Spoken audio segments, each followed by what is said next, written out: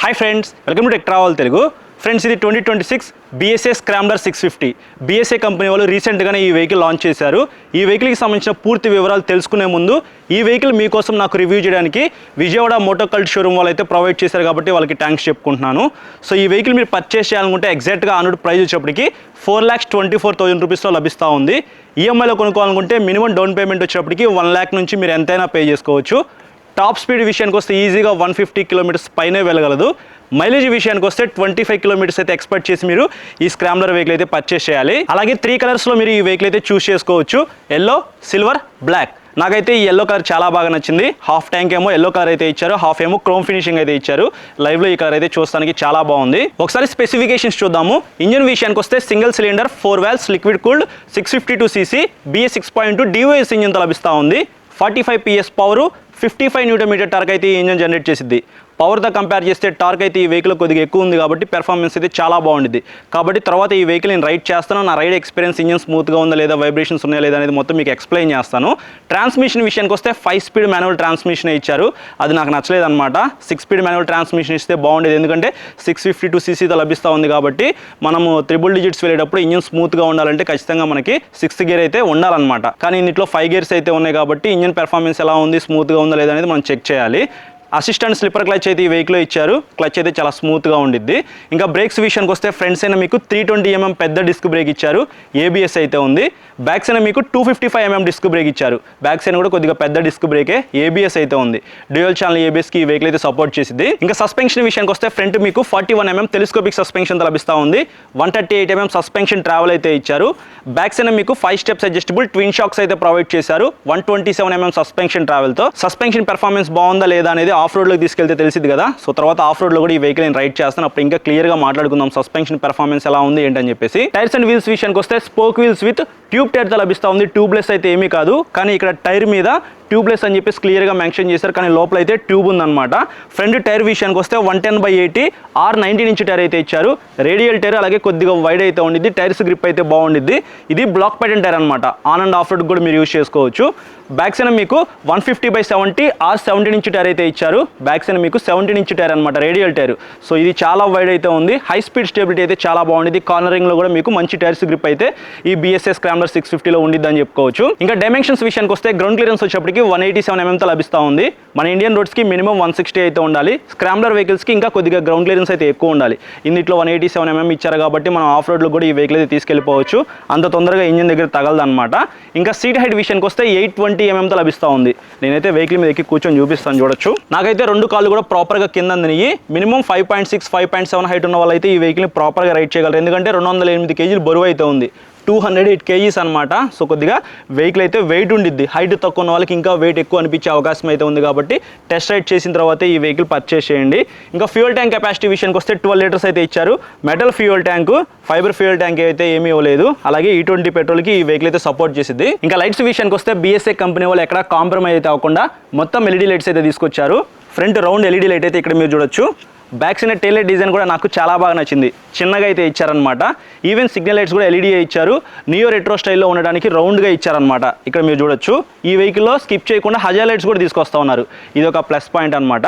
ఇంకా ఫీచర్స్ విషయానికి వస్తే fully digital black and white round console అయితే ఇచ్చారు. ఇక్కడ మీరు చూడొచ్చు. కన్సోల్ అయితే చూస్తానికి ఇలా ఉండిద్ది. సెంటర్లో స్పీడోమీటర్ అయితే ఉంది. దాని కింద ఓడోమీటర్, ట్రిప్ మీటర్స్ అయితే ఉన్నాయి. దాని కింద ఫ్యూయల్ గేజ్, క్లాక్ అయితే ఉంది. లో బ్యాటరీ ఇండికేటర్ అయితే ఉంది. ఇంజిన్ టెంపరేచర్ గేజ్ ఉంది. ABS ఇండికేటర్ అయితే ఉంది. సిగ్నల్ లైట్ ఇండికేటర్ అయితే ఉంది. ట్రాక్షన్ కంట్రోల్ ఉంది. ట్రాక్షన్ కంట్రోల్ కావాలంటే మీరు ఆఫ్ చేసుకోవచ్చు. పవర్ మోడ్ అని చెప్పేసి ఒక మోడ్ అయితే ఉందన్నమాట. మీకు 55 Nm టార్క్ అయితే లభిస్తూ ఉంది కాబట్టి ఎక్కువ స్పీడ్ వెళ్ళాలనుకుంటే మీకు ఇక్కడ పవర్ మోడ్ అయితే ఇచ్చారు. లో ఫ్యూల్ వార్నింగ్ అయితే ఉంది. మాల్ ఫంక్షన్ లైట్ అయితే ఉంది. ఇట్లా మీకు చాలా ఫీచర్స్ అయితే ఉన్నాయి. ఇంకా సీట్ విషయానికి వస్తే సింగిల్ షార్ట్ సీట్ అయితే ఇచ్చారు. మరీ అంత లాంగ్ అయితే ఏమీ లేదు. రైడర్ సీట్ అయితే చాలా బాగుంటుంది. కొద్దిగా సన్నగా ఉన్న వాళ్ళైతే పిలియన్ రైడర్గా ఈ వెహికల్ మీద ట్రావెల్ చేయొచ్చు. లోకల్ వరకు మేనేజ్ చేయొచ్చు. కానీ ఎక్కువ లాంగ్ వెళ్దామంటే మాత్రం మీకు అంత కంఫర్ట్ అయితే ఏమీ ఉండదు. గ్రాబ్ రైల్ అయితే మెటల్తో మీకు ఇట్లా అయితే డిజైన్ చేశారనమాట. సో ఇది బ్యాక్ సైడ్ పిలియన్ రైడర్కి అంత సపోర్ట్ అయితే ఏమీ ఉండదు, కానీ పట్టుకొని అయితే కొంతవరకు మేనేజ్ చేయొచ్చు అనమాట. ఇంకా రబ్బర్ ప్యాసింజర్ ఫుట్ రెస్ట్ అయితే ఇచ్చారు. ప్యాసింజర్ ఫుట్ రెస్ట్ క్వాలిటీ అయితే చాలా బాగుంది. అలాగే ఇక్కడ శారీ గార్డ్ అయితే ఇస్తా ఉన్నారు. దాన్ని అయితే స్కిప్ చేయలేదన్నమాట. ఇంకా హ్యాండిల్ మీద ఉన్న స్విచెస్ విషయానికి వస్తే హ్యాండిల్కి రైట్ సైడ్ రెడ్ కలర్లో ఇంజిన్ కిల్ స్విచ్ అయితే ఇచ్చారు. దాని కింద హజార్ లైట్ స్విచ్ ఉంది. ఇంకా కింద చూసుకున్నట్లయితే మీకు సెల్ఫ్ స్టార్ట్ అయితే ఇచ్చారు. హ్యాండిల్కి లెఫ్ట్ సైడ్ మీకు హై బీమ్ లో beam switch, inbuilt pass switch అయితే ఉంది. దాని తర్వాత ఈ కన్సోల్లో ఉన్న ఫీచర్స్ని నావిగేట్ చేయడానికి 4 నావిగేషన్ స్విచెస్ అయితే ఉన్నాయి. దాని కింద సిగ్నల్ లైట్ స్విచ్ ఉంది, ఇంకా కింద చూసుకున్నట్లయితే హార్న్ ఉంది. ఇవి మనకి హ్యాండిల్ మీద ఉన్న స్విచెస్ అయితే. మరీ అంత వైడ్ హ్యాండిల్ బార్ అయితే ఏమీ లేదు, కానీ కొద్దిగా హైట్ అయితే ఉందన్నమాట. కంఫర్టబుల్గా మీరు ఈ వెహికల్ అయితే రైడ్ చేయొచ్చు. అలాగే ఇక్కడ మీకు టైప్ ఏ USB ఛార్జింగ్ సాకెట్ అయితే ఇచ్చారు, మీ ఫోన్కి ఛార్జింగ్ పెట్టుకోవచ్చు. దాని పక్కన టైప్ C ఛార్జింగ్ సాకెట్ కూడా ఇస్తున్నారు. మీ కన్వీనియంట్ ప్రకారంగా మీరు ఏదైనా పెట్టుకొని యూజ్ చేసుకోవచ్చు అనమాట, దాన్ని కూడా స్కిప్ చేయలేదు. అలాగే ఇక్కడ మీకు స్టీరింగ్ డ్యాంపర్ అయితే ఇస్తున్నారనమాట, హై స్పీడ్ స్టెబిలిటీ బాగుండడానికి. సో ఇది ఒక ప్లస్ పాయింట్ అని చెప్పుకోవచ్చు. ఇప్పుడు ఈ వెహికల్ రైడ్ చేద్దాం, నా రైడ్ ఎక్స్పీరియన్స్ మీతో షేర్ చేసుకుంటా. ఫ్రెండ్స్ ఒకసారి ఎగ్జాస్ట్ సౌండ్ వినండి.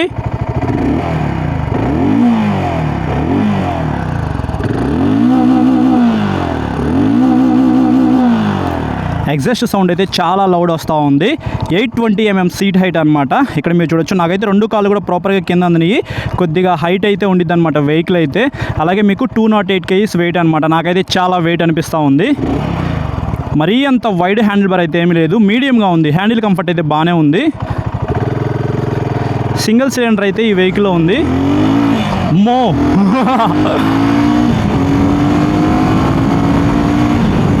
ఓరి నాయను,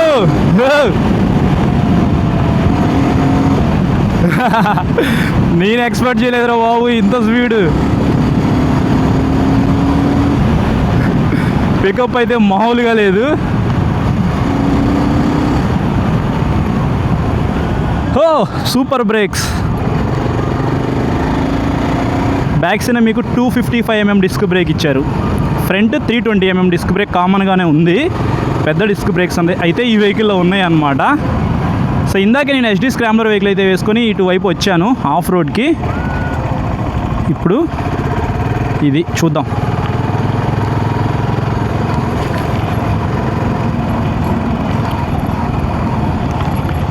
అసలు జనరల్గా మనము ఈ వెహికల్ని ఆఫ్ రోడ్కి తీసుకెళ్ళకూడదు అనమాట. ఎందుకంటే స్క్రాంబ్లర్ వెహికల్స్ అంటే ఆన్ అండ్ ఆఫ్ రోడ్కి యూజ్ చేసుకోవచ్చు, కానీ అడ్వెంచర్ చేయడానికి అయితే కుదరదు. సో ఆఫ్ రోడ్ అంటే అడ్వెంచర్ వెహికల్స్ అయితే పర్ఫెక్ట్గా సెట్ అవుతాయి. కానీ మీరు వెళ్ళే దారిలో మట్టి రోడ్డు ఉన్నా, బురద ఉన్నా, బై రోడ్ అయినా, ఎలాంటి చోటకైనా సరే స్క్రాంబ్లర్ వెహికల్స్ని మనం వేసుకొని వెళ్ళిపోవచ్చు, మేనేజ్ చేయొచ్చు అనమాట. సో ఇంత వెహికల్ వెయిట్ ఉంది కాబట్టి ఆఫ్ రోడ్లో మీరు హైట్ తక్కువ ఉన్న వెహికల్ వెయిట్ మోయలేకపోయినా సరే చాలా ప్రాబ్లం ఫేస్ చేస్తారు. నేనైతే ఆఫ్ రోడ్ రైడ్ చేస్తున్నాను, నాకు క్లారిటీ ఉండాలి కదా మీకు చెప్పడానికి. బ్రేక్స్ అయితే సూపర్ బ్రో, బ్రేక్స్ అయితే చాలా బాగున్నాయి. సస్పెన్షన్ ఓకే అన్నమాట.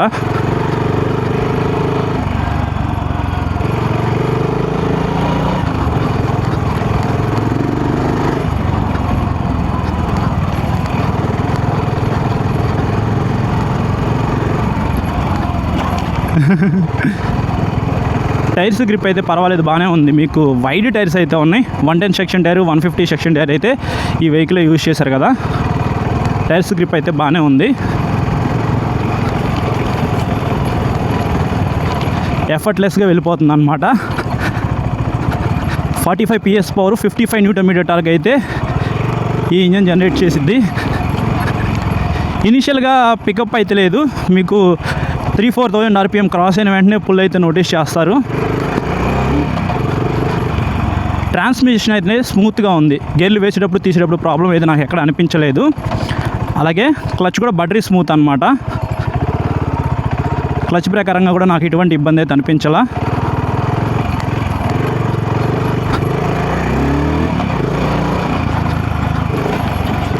ట్విన్ సిలిండర్స్ ఇస్తే బాగుండేది, హైవే మీద ఇంకా బాగా ఎంజాయ్ చేస్తూ రైడ్ చేయొచ్చు, ఇంకా మంచి ఎగ్జాస్ట్ సౌండ్ అయితే వచ్చేది.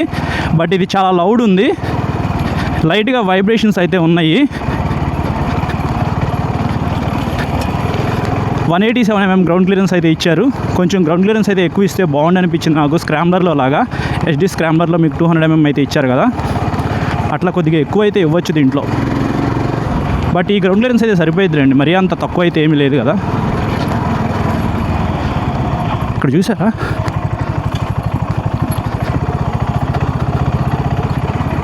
బ్రేక్స్ బాగున్నాయి.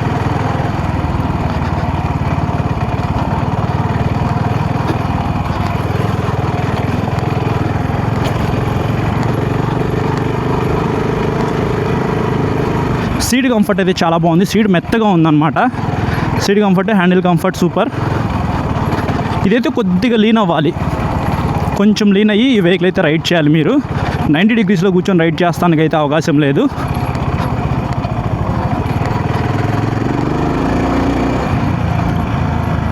చాలా జాగ్రత్తగా నడపాలి.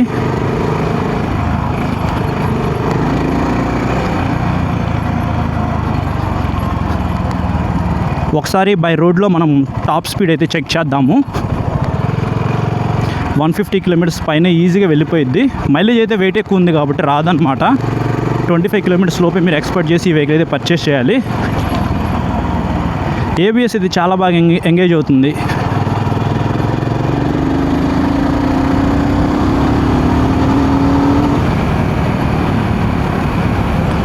కానీ ఈ వెహికల్లో 5 గేర్స్ అయితే ఉన్నాయి. 6th గేర్ ఇస్తే బాగుండేది. అలాగే గేర్ ఇండికేటర్ కూడా ఈ వెహికల్లో మిస్ అవుతుంది. గేర్ ఇండికేటర్ కూడా ఇవ్వలేదన్నమాట. Clock, fuel gauge, trip meter, speedometer, odometers మాత్రమే ఇచ్చారు. సేమ్ ఇదే కన్సోల్ మీకు HD స్క్రామ్లర్లో ఉండిద్ది. దాంట్లో గేర్ ఇండికేటర్ అయితే ఉంది. అందులో 6 గేర్స్ అయితే ఉన్నాయి. ఈజీగా 100 కిలోమీటర్స్ పైన వెళ్ళిపోతుంది. 6th గేర్ ఉంటే ఇంజన్ స్మూత్గా ఉండేది. బట్ సింగిల్ సిలిండర్ ఇచ్చారు, 5 గేర్సే ఉన్నాయి కాబట్టి వైబ్రేషన్స్ అయితే మీరు నోటీస్ చేస్తారు.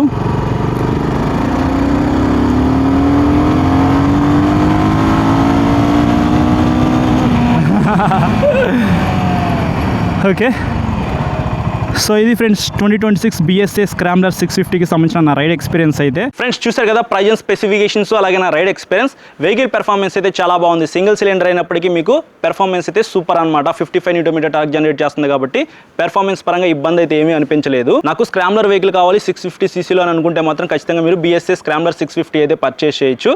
ఇది ఈ వెహికల్కి సంబంధించిన పూర్తి ఇన్ఫర్మేషన్ అయితే. ఈ వీడియో నచ్చితే లైక్ చేసి మీ ఫ్రెండ్స్ అందరికీ షేర్ చేయండి. మీకు ఏమైనా డౌట్స్ ఉన్నాయనుకోండి ఈ వీడియో కింద కామెంట్ చేయండి, లేకపోతే ఇన్స్టాగ్రామ్లో ఫాలో అయిన తర్వాత మెసేజ్ చేయండి. నేను మెసేజ్ చూస్తే మీకు ఖచ్చితంగా రిప్లై అయితే ఇస్తాను.